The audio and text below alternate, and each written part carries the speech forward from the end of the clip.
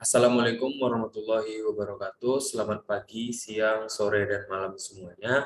Saya Hazlam Roy Mahendra dengan NIM 811142025 dalam rangka memenuhi tugas akhir sengketa hukum internasional pada mata kuliah hukum internasional yang diampu oleh dosen Bapak Ridwan Arifin. Saya akan mengangkat kasus penyelesaian mengenai penyitaan kapal Stena Impero milik Inggris oleh Iran berdasarkan hukum internasional dan dalam perspektif hukum internasional. Dalam analisis studi kasusnya, saya akan mengangkat tiga topik, yaitu latar belakang penyitaan Stena Impero, penyitaan Stena Impero ditinjau dari hukum internasional, dan penyelesaian konflik antara Inggris dan Iran terkait Stena Impero. Kita akan membahas tentang latar belakang penyitaan Stena Impero. Berdasarkan pada pasal 1 butir 4 Konvensi Montevideo 1933, salah satu karakteristik negara yang diakui adalah memiliki kemampuan untuk melakukan hubungan internasional dengan negara lain. Namun, pada realitanya tak selalu berjalan dengan baik. Seringkali tindakan yang diambil oleh suatu negara mencoreng harga diri dan martabat negara lain, sehingga dapat memunculkan sengketa di antara kedua negara tersebut. Pada tanggal 20 Juli 2019, Iran mengejutkan dunia.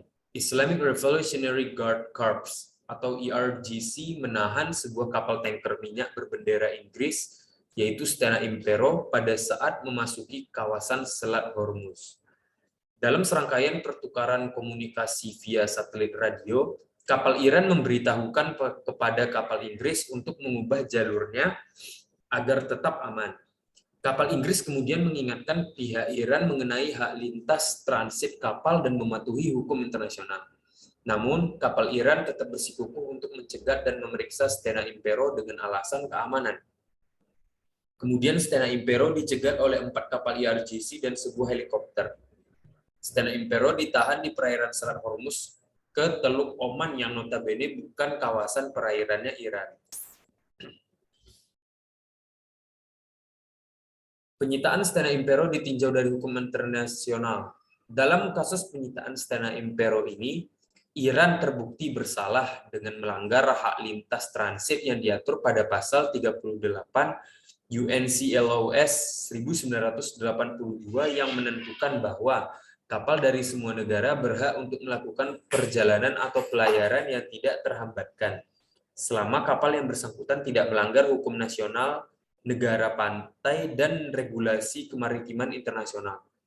Iran juga melanggar kedaulatan wilayah perairan Oman, dan tindakan penyitaan tersebut di bawah Countermeasures Law yang diatur pada pasal 22 Responsibilities of States for Internationally Wrongful Acts atau RSIWA, tidak berdasar dengan alasan bahwa Stena Impero tidak melakukan pelanggaran hukum internasional. Kemudian kita lanjut kepada penyitaan Stena Impero ditinjau dari hukum internasional, yaitu pada kasus ini Inggris sebagai pihak yang dirugikan berdasarkan hukum internasional dapat meminta pertanggungjawaban kepada Iran karena telah melanggar hak lintas transit terhadap Stena Impero dan melakukan penyitaan serta penahanan terhadap kapal dan awaknya selama 2 bulan, terhitung sejak bulan Juli hingga bulan September. Iran sebagai pihak yang bertanggung jawab atas kesalahan secara internasional atau internationally wrongful acts harus menghentikan tindakan penyitaan kapal asing tersebut dan harus memberi jaminan tidak akan mengulangi tindakan tersebut di masa depan. Lalu kita beralih kepada topik yang terakhir, yaitu penyelesaian konflik antara Iran dan Inggris terkait Stena Impero. Menurut hemat saya, cara paling efektif satu-satunya untuk Iran dalam mempertanggungjawabkan tindakannya adalah dengan pihak European Power serta Oman yang membahas mengenai proyek HOPE atau Hormuz Peace Endeavor, yang mengharuskan Iran untuk melakukan ganti rugi, pemulihan, dan memberikan kompensasi terhadap perusahaan Stena dan kru kapal sebagai syarat untuk bergabung dalam negosiasi.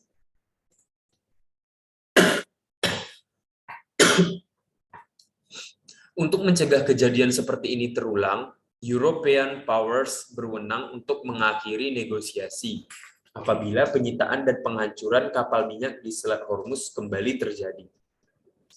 Dengan adanya negosiasi bersyarat seperti ini, Iran akan dibebankan sebuah batasan dan wajib mematuhi syarat-syarat tersebut demi menurunkan tensi dan ketegangan di Selat Hormuz, agar terciptanya situasi aman bagi kepentingan posisi Iran dalam perjanjian nuklir 2015.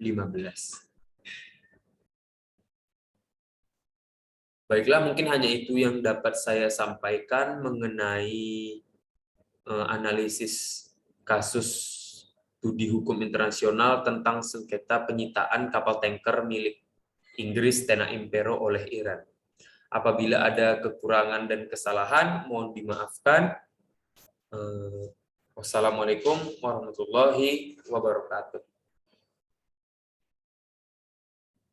Terima kasih Pak Ridwan atas mata kuliah hukum internasional yang Bapak ampu pada semester ini. Semoga Bapak diberikan kesehatan dan kelancaran dalam pekerjaannya selalu. Semoga terhindar dari segala mara bahaya dan selalu dilindungi oleh Allah Subhanahu wa taala. Amin amin ya rabbal alamin. Terima kasih Pak.